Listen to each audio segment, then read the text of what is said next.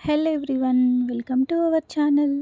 ఈరోజు మన వీడియోలో రెసిపీ వచ్చేసి సేవ్యాతో లడ్డూ రెసిపీ చూపించబోతున్నాను. మీరు ఎప్పుడు ఒకేలా కాకుండా ఇలా ఒకసారి లడ్డూని ట్రై చేసి చూడండి. చాలా అంటే చాలా టేస్టీగా ఉంటాయి. వారం వరకు నిల్వ ఉంటాయి. పిల్లలకు ఏదైనా స్వీట్ అడిగినప్పుడు 10 నిమిషాల్లో చాలా సింపుల్గా ప్రిపేర్ చేసుకోవచ్చు. అంత బాగుంటాయి. మీరు కూడా ఈ లడ్డూ రెసిపీని తప్పకుండా ట్రై చేయండి. ఈ లడ్డూ రెసిపీ ఎలా చేయాలో చూసే ముందు మన ఛానల్ని మొదటిసారిగా చూస్తున్నట్లయితే సబ్స్క్రైబ్ చేసుకోండి. రెసిపీకి ఒక లైక్ ఇవ్వడం మర్చిపోవద్దు. ముందుగా ఒక ప్లేట్లో సేవ్యా యాడ్ చేయాలి. నేను 250 గ్రామ్స్ సేవ్యా తీసుకుంటున్నాను. దీన్ని ఇలా వీడియో క్లిప్లో చూపిస్తున్న విధంగా మ్యాష్ చేసుకోవాలి. ఇలా మొత్తం సేవ్యాని పూర్తిగా చిన్న చిన్న పీసెస్లా మ్యాష్ చేసుకోవాలి. ఇలా మ్యాష్ చేసుకున్న తర్వాత ఒక మిక్సర్ జార్ తీసుకొని అందులో ట్రాన్స్ఫర్ చేసుకోవాలి. మిక్సర్ జార్లో ట్రాన్స్ఫర్ చేసుకున్న తర్వాత ఫైన్గా గ్రైండ్ చేసుకోవాలి. ఇలా గ్రైండ్ చేసి పెట్టుకున్న పౌడర్ని పక్కన ఉంచుకోవాలి. ఇప్పుడు స్టవ్ ఆన్ చేసి ప్యాన్ పెట్టుకొని అందులో 5 జీడిపప్పు, 5 బాదం పప్పు యాడ్ చేసి జస్ట్ లైట్గా డ్రై రోస్ట్ చేసుకోవాలి.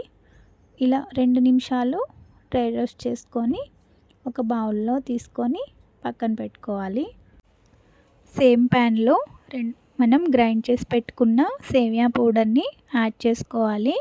ఈ సేవ్యా పౌడర్ని 2 నిమిషాల వరకు ఫ్రై చేసుకోవాలి. 2 నిమిషాల తర్వాత ఒక టేబుల్ స్పూన్ నెయ్యి యాడ్ చేసి సేమ్యా పౌడర్, నెయ్యి అంతా బాగా కలిసేట్లుగా మిక్స్ చేసుకోవాలి. మరొక 2 నిమిషాల వరకు ఫ్రై చేసుకోవాలి.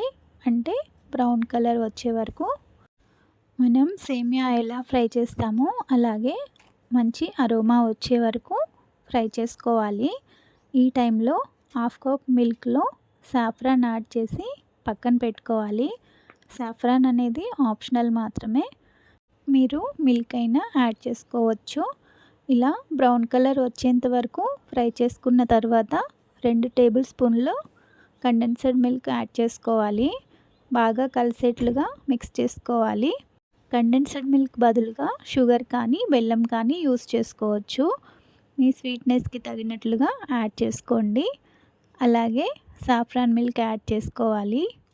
మిల్క్ యాడ్ చేయడం వలన సేమియా పౌడర్ అనేది రవ్వలా కాకుండా సాఫ్ట్గా ఉంటుంది.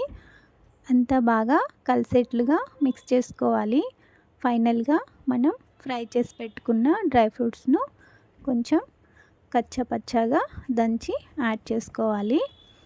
అంతా బాగా మిక్స్ చేసుకొని స్టవ్ ఆఫ్ చేసి చల్లారేంత వరకు పక్కన పెట్టుకోవాలి. చేతికి నెయ్యి అప్లై చేసుకొని కొంచెం గోరువెచ్చగా ఉన్నప్పుడే లడ్డూలను ప్రిపేర్ చేసుకోవాలి. అంతే, చాలా సింపుల్గా జస్ట్ 10 మినిట్స్లో లడ్డూలు అనేవి ప్రిపేర్ చేసుకోవచ్చు. మీరు కూడా తప్పకుండా ట్రై చేయండి. ఎలా వచ్చాయో కామెంట్ సెక్షన్లో షేర్ చేయండి. రెసిపీ నచ్చితే లైక్ చేయండి. అలాగే మీ ఫ్రెండ్స్ అండ్ ఫ్యామిలీ మెంబర్స్కి షేర్ చేయండి. మరిన్ని సింపుల్ అండ్ టేస్టీ రెసిపీస్ కోసం మన అవర్ కుకింగ్ షో ఛానల్ని సబ్స్క్రైబ్ చేసుకోవడం మర్చిపోవద్దు. అలాగే న్యూ రెసిపీ అప్డేట్స్ కోసం బెల్ ఐకాన్ని క్లిక్ చేయండి. Thanks for watching.